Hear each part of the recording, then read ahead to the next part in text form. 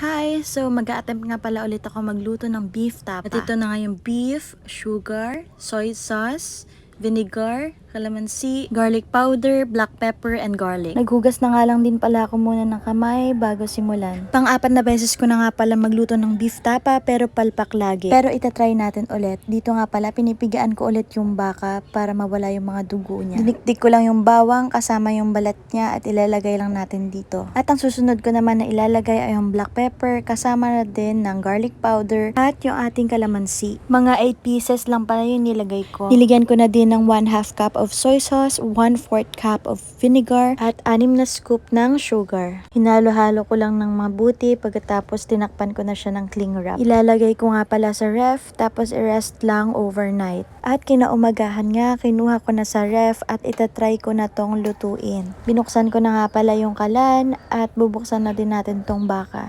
Naglagay lang ako ng medyo madaming oil tapos nilagay ko na din yung baka. At dito nga pala natatakot ako sa talsik na mantika pero go pa rin tayo.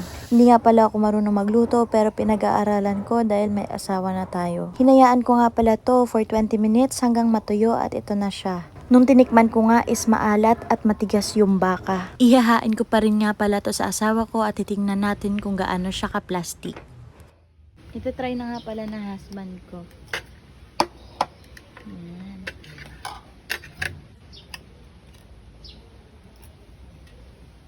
Masarap. Hindi siya maalat or hindi siya matigas, ganun. Kami. Hindi maalat. Hindi matigas.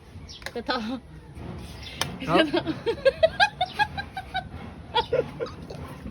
Inom mo yan lahat. O, ba't napapainom ka ng tubig?